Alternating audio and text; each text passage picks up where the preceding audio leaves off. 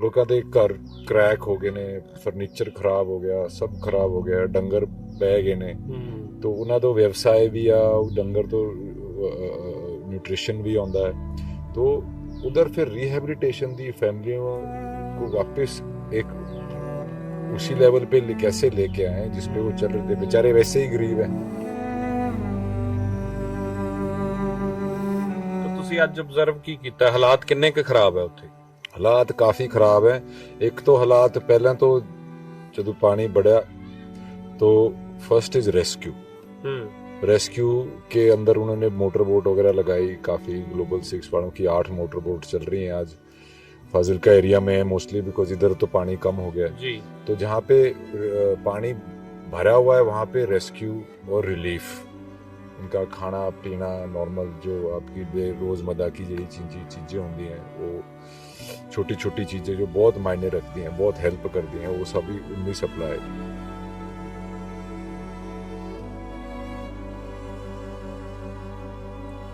अलग अलग लेवल पे अभी क्या है, मदद तो देखो पंजाब में अपने आप पंजाबियत की मदद अपनी भी बहुत है।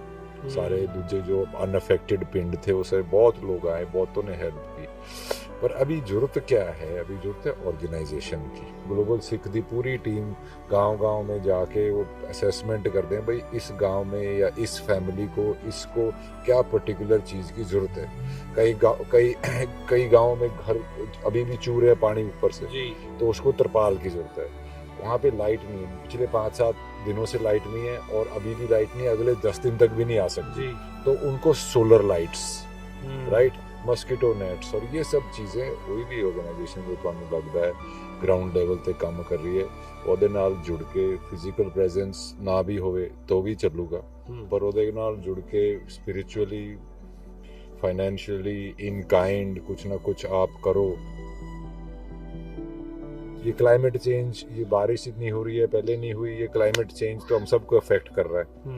वेस्टर्न कंट्रीज ने बोल देते हैं भाई ये डेवलपिंग नेशंस तुम्हारे जिम्मे है ये, पर इस पूरे क्लाइमेट चेंज में मरदा कौन है? वो गरीब आदमी मरदा है।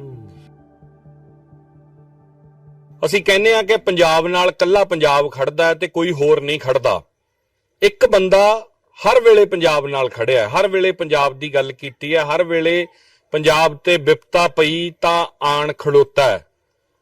ਬੰਬੇ ਦਾ ਵੱਡਾ ਸਟਾਰ ਹੋਵੇ, ਬਾਲੀਵੁੱਡ ਦਾ ਸੁਪਰਸਟਾਰ ਹੋਵੇ ਤੇ ਫਿਕਰ ਪੰਜਾਬ ਦਾ ਪਿਆ ਰਹਿੰਦਾ ਹੈ।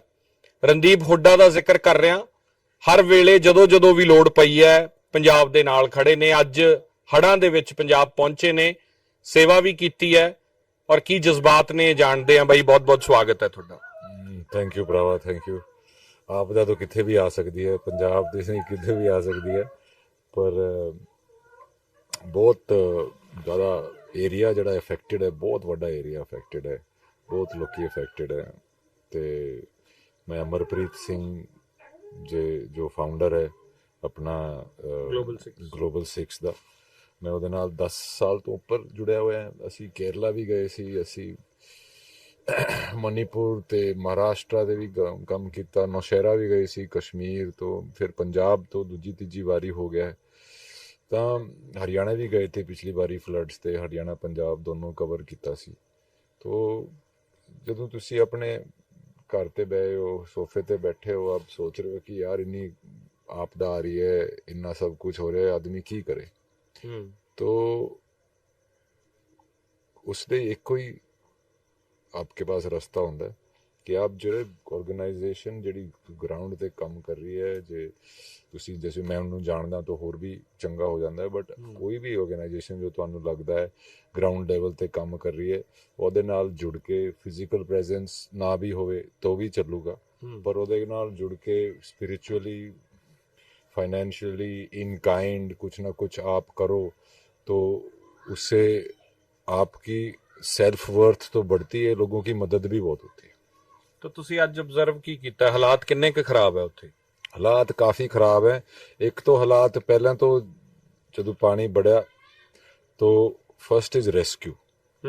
रेस्क्यू के अंदर उन्होंने मोटर बोट वगैरह लगाई, काफ़ी ग्लोबल 6 वालों की 8 मोटर बोट चल रही हैं आज।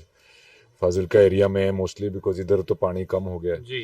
तो जहाँ पे पानी भरा हुआ है वहाँ पे रेस्क्यू और रिलीफ, उनका खाना पीना नॉर्मल जो आपकी रोज़मर्रा की ਜਿਹੜੀ चीज़ें होंगी हैं वो छोटी छोटी चीज़ें जो बहुत मायने रखती हैं बहुत हेल्प करती हैं वो सभी उनकी सप्लाई। फिर जिधर पानी उतर गया उधर दूसरी नीड है, उधर फिर रिहेबिलिटेशन की नीड है। लोगों के घर क्रैक हो गए ने, फर्नीचर खराब हो गया, सब खराब हो गया, डंगर बह गए ने, तो उन्होंने तो व्यवसाय भी आ डंगर तो न्यूट्रिशन भी आता है। तो उधर फिर रिहेबिलिटेशन दी फैमिलियों को वापस एक उसी लेवल पे कैसे लेके आए जिस पे वो चल रहे थे, बेचारे वैसे ही गरीब हैं। बिल्कुल ठीक है, ये क्लाइमेट चेंज, ये बारिश इतनी हो रही है पहले नहीं हुई, ये क्लाइमेट चेंज तो हम सबको अफेक्ट कर रहा है। वेस्टर्न कंट्रीज ने बोल देते हैं भाई ये डेवलपिंग नेशंस तुम्हारे जिम्मे है ये, पर इस पूरे क्लाइमेट चेंज में मरदा कौन है? वो गरीब आदमी मरदा है। It affects them the most.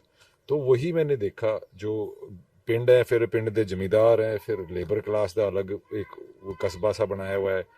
तो हाँ, तो वेड़े वाले परिवार कह देने हैं पंजाब च। हाँ हाँ हाँ, तो उनको ज़्यादा इफेक्ट हुआ है। फिर काफ़ी सारे घर हैं जो गांव में नहीं है, खेतों में है, उनको बहुत इफेक्ट हुआ है। तो अलग अलग लेवल पे अभी क्या है, मदद तो देखो पंजाब में अपने आप पंजाबियत की मदद अपनी भी बहुत है। सारे दूसरे जो अनअफेक्टेड पिंड थे उसे बहुत लोग आए, बहुतों ने हेल्प की। पर अभी जरूरत क्या है? अभी जरूरत है ऑर्गेनाइजेशन की। अभी राशन ही राशन इन्ना राशन आ गया कि अभी राशन की लोड़ नहीं है, पर जेड़ा बंदा हेल्प करन आ रहा है वो फिर राशन ला रहा है। राइट, तो अगर उसको पता चले कि अभी इनको राशन की पूरा हो गया जी, अभी और कुछ चीज इनको देते हैं जो इनकी जिससे इनकी मदद हो, जिससे इसको वो ऑर्गेनाइजेशन। तो मैंने ही देखा, अमरप्रीत का तो पहले भी यही स्टाइल होता सी। अब ग्लोबल सिख की पूरी टीम गांव में जाके वो असेसमेंट करते हैं भाई इस गांव में या इस फैमिली को इसको क्या पर्टिकुलर चीज़ की ज़रूरत है। कई गाँव में घर अभी भी चूर है पानी ऊपर से, तो उसको तरपाल की ज़रूरत है। वहाँ पे लाइट नहीं है, पिछले 5-7 दिनों से लाइट नहीं है, और अभी भी लाइट नहीं है, अगले 10 दिन तक भी नहीं आ सकती। तो उनको solar lights, right, mosquito nets और ये सब चीज़ें वो अलग अलग करके। फिर आज एक अभियान शुरू किया सी कि जिन्हों दी मज्जा बह गई हैं, तो एक आज वधिया मुर्रा 4 दिन की ब्याई हुई लैके आए, वो एक फैमिली नू दिती। फिर ऐसे ही करके वो भी जिनके व्यवसाय ਉਹਦੇ डिपेंड करता सी, दूध की इकोनॉमी, रूरल इकोनॉमी। मैं तो बहुत कहता, मैं इंडिया च कोई वीगन है तो छितर मारने चाहिए क्योंकि हमारी तो इकोनॉमी, रूरल इकोनॉमी चलती डेयरी पे है, और पंजाब की तो बहुत ज्यादा है। तो ये डेयरी एनिमल्स जो बह गए हैं, उनको अभी जिस फैमिली को जरूरत है, जिसका काम हो गया, फंस गया है, उसको वो मदद करनी शुरू की है आज। तो अलग अलग सिचुएशन में अलग अलग रिक्वायरमेंट से अलग अलग वो। और इसमें जी मैं आया हूँ, आप मेरा इंटरव्यू ले रहे हो, पर मेरा इतना बड़ा रोल नहीं है जितना बड़ा वॉलंटियर्स का है, जो अपने अपने, और वो वॉलंटियर कोई एम्प्लॉयज प्रेजेंस बहुत ਵੱਡੀ है ना। ਤੁਸੀਂ ਆਏ ਹੋ ਪੰਜਾਬ, ਸਾਨੂੰ ਕੋਈ ਰਾਸ਼ਨ ਦੀ ਲੋੜ ਥੋੜੀ ਹੈ, ਸਾਨੂੰ ਤਾਂ ਨਾਲ ਖੜਨ ਦੀ ਲੋੜ ਹੈ। ਹਾਂ, ਰਾਸ਼ਨ ਦਾ ਪੰਜਾਬ 'ਚ ਵੈਸੇ ਹੀ ਬਹੁਤ ਹੈ। ਸਪਿਰਿਟ ਦੀ ਜ਼ਰੂਰਤ ਹੈ, ਸਪਿਰਿਟ ਵੀ ਹੈਗੀ, ਇੱਕ ਉਹਦੀ ਜ਼ਰੂਰਤ ਹੈ ਕਿ ਭਾਈ ਠੀਕ ਹੈ ਤੁਸੀਂ ਵੀ साढ़े हिस्से हो, तो वो करके है। और इंसानियत तो प्रावा, अब हिमाचल में जो क्लाउड बर्स्ट हुए हैं जिसकी वजह से ये हुआ है, और जो हाँ, और ये जो ये लैंडस्लाइड्स हो रही हैं, उसमें हमको ये भी देखना चाहिए कि भाई हमारे डेवलपमेंट के चक्कर में ये जो हमने पेड़ काटे हैं उसका भी उसमें हाथ है, बहुत बड़ा रोल है। ठीक है, जहाँ पे वाटर का, पानी का एक नेचुरल बहाव है, चलो वहाँ पे 10-15 साल से पानी नहीं आया है, और उसका एक नेचुरल बहाव है, उसके अंदर आपने गलत कंस्ट्रक्शन कर रखी है, वो भी पानी में आएगी। तो नेचर का हाथ है, उसमें ह्यूमंस का भी हाथ है। अभी आई डोंट नो कि ये डैम वाटर मैनेजमेंट पहले हो सकती थी या नहीं हो सकती थी। मैं कोई एक्सपर्ट नहीं उसका, और ना ही मैं किसी को ब्लेम कर रहा हूँ, पर काफी सारी चीजें मिलके ही होती है। कुदरत के आगे तो आप बेबस हो, ठीक है, पर आप कुदरत के आगे बेबस हो, पर इंसानियत के आगे बेबस नहीं हो। तो आप मदद कर सकते हो, और यही लगता है कि मैं क्या करूं, आपको बैठे बैठे कर लगता है मैं क्या करूं। जैसे यहाँ पे ट्रैक्टर ट्रॉली लेके बहुत लोग आगे सामान खान पीन का, वो ठीक है, उन्होंने कुछ किया, तो घर बैठा आदमी क्या करे। तो द बेस्ट ही है, आप कोई भी ऑर्गेनाइजेशन चूज करो। जैसे मैंने ग्लोबल 6 चूज किया, उनको चूज करो, उनके वेबसाइट पे जाओ, उनका देखो कि भैया इनको क्या क्या जरूरत है, स्पेसिफिकली क्या जरूरत है। ठीक है, आप ऐसे आपने ट्रॉली भर के ना हो, हाँ नहीं नहीं पिंडा तो ऐ ना हो, हाँ नहीं फिर थोड़ा सा उधर गर्दी भी होती है, बट ठीक है वो भी स्पिरिट है, उदो आप मना नहीं कर सकते, आप कुछ नहीं करते, पर एक देखो कि हुण की जरूरत है। तो वो एक थोड़ा सा ऑर्गेनाइजेशनल वे में अगर आप स्टेप बाय स्टेप जाओगे, और जो ग्राउंड पे जो आदमी है उसकी अगर असेसमेंट भी अच्छी है, उसकी असेसमेंट गुड है, तो आप उनके साथ जुड़ो। और उनको यूजुअली क्या होता है, आप चलो भाई ये ट्वीट कर दिया, ये मैसेज शेयर कर दिया, स्टोरी कर दी, थैंक यू, बहुत अच्छा है वो आपने किया, आप बिल्कुल, मैं किसी को कोई नॉट इन जजमेंट, पर उससे ज्यादा आप कर सकते हो, अगर आप कर सकते हो तो आप वो भी करो। उसको करने का तरीका यही है, ग्राउंड लेवल वाली ऑर्गेनाइजेशन के साथ जुड़ो।